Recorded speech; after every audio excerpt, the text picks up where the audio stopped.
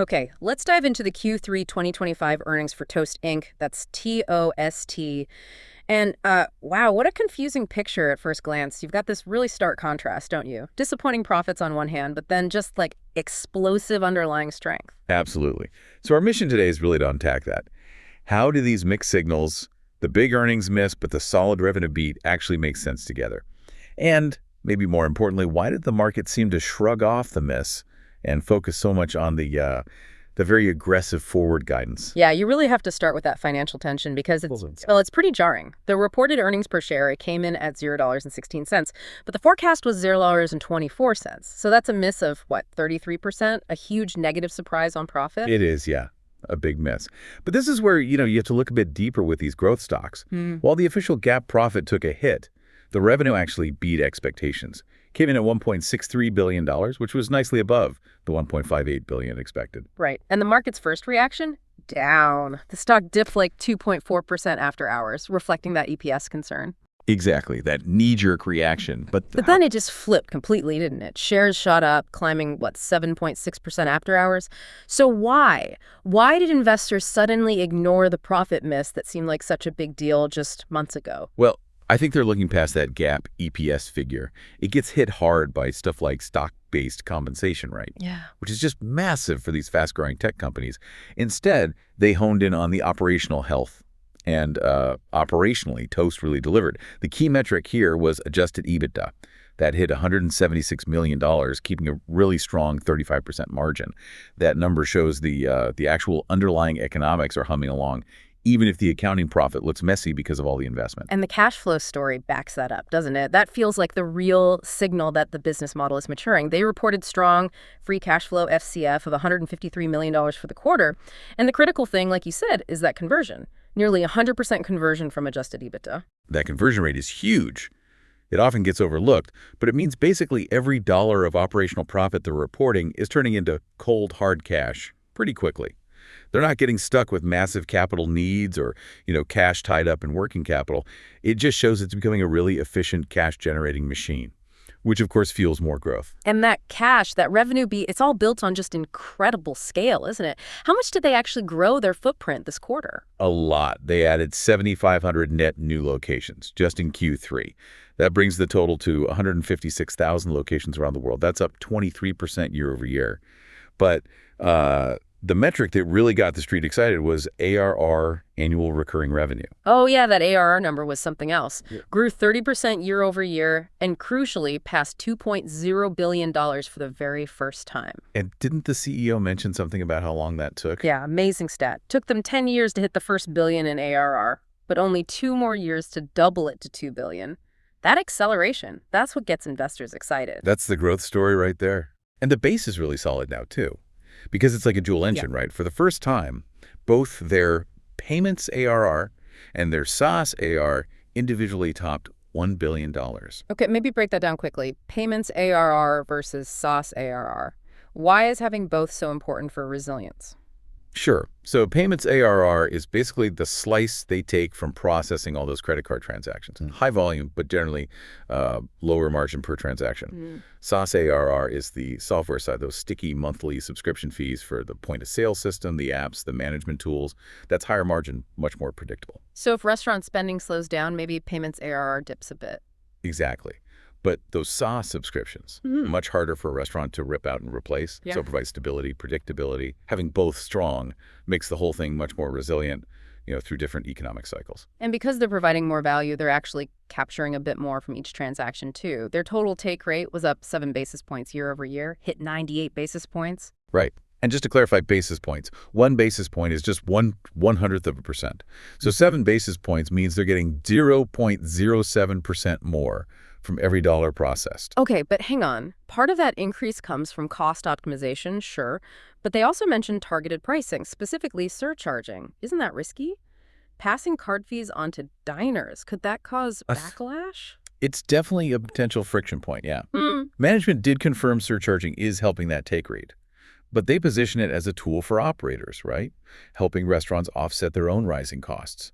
The fact that location growth is still so strong, up 23%, remember, suggests that, for now at least, the overall value prop of the platform outweighs that friction.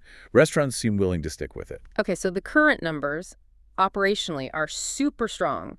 But the stock recovery wasn't just about Q3, was it? It was about the future, what they're promising next. Exactly right. That strong performance now basically gives them the credibility to make these really bold, forward-looking statements. And they didn't just meet guidance, they raised it. Full year 2025 adjusted EBITDA guidance is now $610 million to $620 million. That signals momentum is actually picking up, not slowing down. And for Q4, they're looking at recurring profit growth of 22% to 25% year over year. Adjusted EBITDA between $140 and $150 million. So still growing fast while finding profit. But the showstopper, really, the thing everyone was talking about after the call, was the long-term vision, that decade goal, aiming for $10 billion in annual recurring revenue. 10 billion ARR. I mean, that's not just ambitious. That's aiming for total market dominance and then some, isn't it? It is incredibly aggressive, yeah. But they did sort of lay out how they plan to fund that ambition. The nearer-term target for 2026 is still pretty demanding. Keep growing over 20% for the year. And crucially, they revealed something important. Their core business, the original U.S. small-medium restaurant segment, it's already operating at their long-term target margin of 40% EBITDA. Ah, okay, so that's the engine. That core profitability is throwing off all that free cash flow we talked about. Precisely. Which they're now consciously choosing to plow back into these newer, maybe riskier, but potentially huge markets. That's the bet to get to $10 billion. That's the strategy in a nutshell. Yeah, the core pays the bills, and the cash gets reinvested into expanding the total addressable market, the TAM. Management talked about 4 priorities, but the big ones driving this are that TAM expansion and, interestingly, their use of AI. Right. So where's the money going? These new TAMs, international enterprise, meaning big chains, and food and beverage retail. Yeah, and those 3 combined, they're on track to hit $100 million in ARR just this year. Yeah. But management thinks that's just scratching the surface. They're projecting those new areas could grow to $1 billion in ARR over time, and maybe eventually even become bigger than the original core U.S. business. Wow. Okay, that's a fundamental shift. They're not just the corner pizza place anymore. They're going after global chains. What proof points do we have that this is actually working? Well, internationally, they highlighted new wins in Ireland, the UK, Canada, and a good sign is that international SaaS ARPU, basically how much they make per international customer per month on software, is up 20% year over year. So they're getting paid well for those new services. An enterprise, big chains. Landed their 2 biggest deals ever this year. That shows the platform can actually handle the complexity of these massive operations. Like who? Nordstrom, rolling out TOST to nearly 200 of their cafes and restaurants. And they're moving TGI Friday's entire U.S. operation onto the platform. These are big marquee names. It proves they can scale way beyond SMBs. Okay, so that's TAM expansion. What about the other pillar? AI and data. They mentioned TOST IQ. Yeah, they've evolved their internal data tool into what they're calling TOST IQ. It's basically pitched as a real AI assistant for restaurant owners. Yeah. And adoption seems pretty strong already. Over 25,000 restaurants used it more than 235,000 times just since it rolled out in early October. So that's just shelfware. People are actually using it. And finding value. I saw that example about Amici's Pizza. Right. That was fascinating.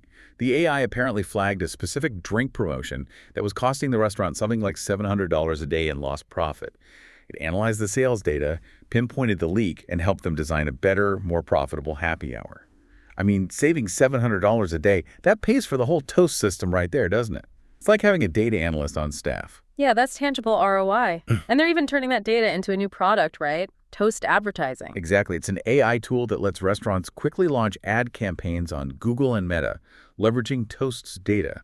They gave the example of Pizza by the Sea, down in Florida, estimated they generated $400,000 in sales from their campaigns. That was like a 20x return on what they spent on the ads, that kind of ROI. Yeah. It locks customers in. Definitely sticky. Okay, but we need to talk risks too. It's not all smooth sailing.